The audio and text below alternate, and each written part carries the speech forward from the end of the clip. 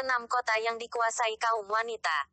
Hampir di seluruh wilayah dari berbagai belahan dunia, sistem pemerintahan, garis keturunan keluarga selalu didominasi oleh kaum pria. Berbeda dengan 6 kota yang dikuasai kaum wanita ini, mereka adalah sang pemimpin, memiliki hak istimewa untuk mengatur tata pemerintahan dan mewariskan harta kekayaan serta keturunan secara matrilineal, di mana seorang anak akan meneruskan, mengambil, garis keturunan dari sang ibu. Apakah ini pertanda pria dijajah wanita? Oh tentu tidak, sekali-sekali boleh dong wanita yang jadi penguasanya. Hehehe. 1.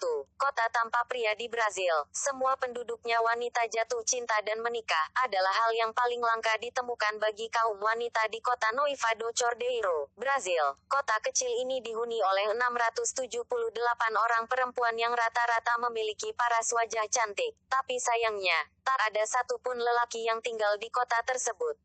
Didirikan sejak tahun 1890 oleh Maria Senhorina de Lima, seorang wanita yang diasingkan oleh gereja Katolik karena ia dituduh berzina. Tahun demi tahun berlalu, banyak wanita yang menemani Maria dan mereka mendirikan komunitas. Maria pun akhirnya menjadi pemimpin kota tersebut dan semenjak itu prinsip kehidupan masyarakat di Noiva de Cordeira tidak lagi menerima kehadiran laki-laki. Lalu bagaimana cara kaum wanita di kota ini untuk memperoleh keturunan? Meski pernikahan tidak dilarang, namun ada syarat yang cukup berat. Seorang suami hanya boleh mengunjungi istrinya sebulan sekali, dan jika mereka nanti memiliki anak, khususnya anak lelaki, setelah berumur 18 tahun harus pergi angkat kaki meninggalkan kota tersebut dan hanya diperbolehkan mengunjungi ibunya sebulan sekali sama seperti dengan nasib ayahnya. Sahabatmu kejadiananeh.com. Khususnya buat kamu para cowok yang masih jomblo tertarik untuk mencari jodoh di kota ini. Cantik-cantik banget ceweknya loh. Tapi ya itu dia syaratnya luar biasa hehehe. 2. Outer World Kingdom, OWK, surganya para wanita The Outer World Kingdom yang berada di wilayah Cerna, Republik Ceko, tak hanya dikenal sebagai salah satu negara terkecil di dunia, Mikronation, tapi di tempat ini sendiri sistem pemerintahan dikuasai secara penuh oleh kaum Hawa.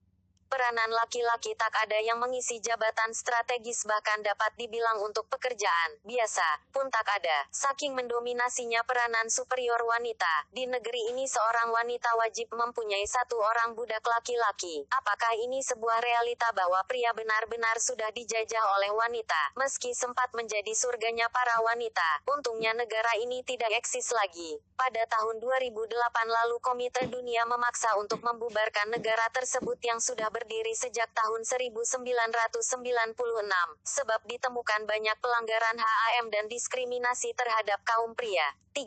Suku Hasi di Meghalaya. Kaum wanita yang menjadi penguasa kota berikutnya berada di bagian timur Laut India, di suatu desa terpencil bernama Meghalaya. Jika kita berkunjung ke sana dan menyempatkan diri untuk mampir ke rumah sakit bersalin, ada pemandangan unik yang bisa kita lihat, di mana terlihat jelas perbedaan kelahiran bayi laki-laki dengan perempuan. Jika yang lahir adalah laki-laki, reaksi sang ibu dan keluarganya hanya biasa saja, namun berbeda perlakuan jika yang lahir adalah perempuan. Mereka akan tepuk tangan dan bersuka cita sampai membuatkan perayaan khusus untuk menyambut kehadiran bayi istimewa tersebut.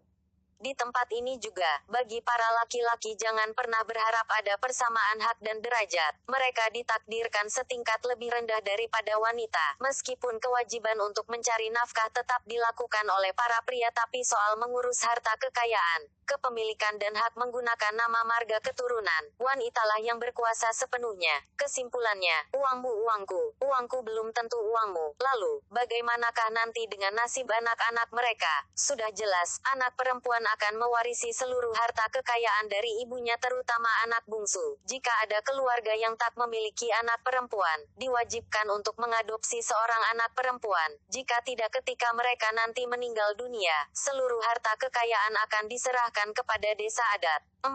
Garo, Acik Mande, orang Bukit, masih berada di Meghalaya, India dan berbatasan dengan wilayah suku Hasi. Tak hanya mendominasi garis keturunan serta kepemilikan harta warisan, kaum wanita di suku Garo jauh lebih jahat dibandingkan suku Hasi. Dalam hal menentukan jodoh, para wanitanya terkenal agresif dibandingkan pria. Jadi jangan heran bila di sana tak ada cewek yang suka digodain oleh cowok. Justru kebalikannya, sampai ada ritual unik mencari jodoh, yang masih dijalankan tradisinya oleh suku Garo. Semua laki-laki akan dikumpulkan dalam satu tempat yang menyerupai barak. Kemudian seorang wanita akan mendatangi satu persatu kamar dalam barak tersebut. Selanjutnya, dia akan memilih pria mana yang pantas dijadikan suaminya. Setelah tes drive, tentunya, adapun agama yang dianut oleh suku Garo adalah animisme, kepercayaan kepada makhluk halus dan roh-roh leluhurnya. 5. Desa khusus wanita di Arab Saudi. Haramkan kehadiran lelaki mirip seperti kota tanpa pria di Brazil. Sebuah desa kecil yang terletak di pinggiran kota Sakaka, Provinsi Al-Jauf bagian barat Arab Saudi, mengharamkan kehadiran lelaki, sebab desa itu memang diperuntukkan khusus wanita terkait dengan aturan agama yang harus memisahkan pria dan wanita sebelum menikah, meski seluruh penduduknya wanita. Tapi jangan pernah berharap di sini bisa bebas berekspresi semaunya. Bagi para wanita pendatang dan ingin tinggal di desa tersebut ada peraturan berat yang harus patuhi. Mengharamkan wanita berpenampilan seksi atau modis yang memperlihatkan aurat, dan harus berpakaian tertutup, meskipun mereka sama-sama wanita. Selain itu dilarang keras membawa kebudayaan asing seperti menyetel musik rip, kamera, telepon seluler apalagi internetan. Pokoknya hal-hal yang berbau kebaratan, sebab dianggap melanggar tradisi dan tak mencerminkan kebudayaan asli Arab Saudi. 6.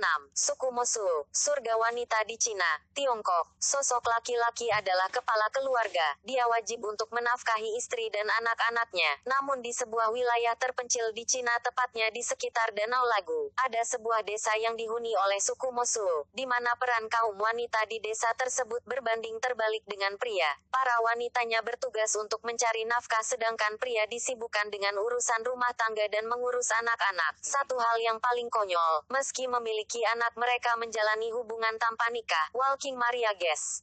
Dengan alasan tersebut, kehidupan wanita di sana begitu bebas, mereka sering bergonta-ganti pasangan, mencari teman tidur sesuka hatinya dan pasangan prianya tidak boleh marah apalagi membalas perbuatan tersebut. Tradisi unik yang dinamakan Walking Maria Guess ini, mempunyai konsep seorang wanita akan menunggu kedatangan beberapa pria di kamarnya. Bila ia mendapati pria tersebut gak keren dan gak jago kimpoy, maka dia tinggal mengusirnya dan menunggu kedatangan pria selanjutnya. Weleh-weleh, sahabatmu kejadian aneh.com. Itulah 6 kota di dunia di mana kaum wanita justru menjadi penguasanya, dari mengatur pemerintahan, pewaris harta kekayaan sampai hak istimewa untuk meneruskan garis keturunan anak-anaknya yang mengambil dari sang ibu.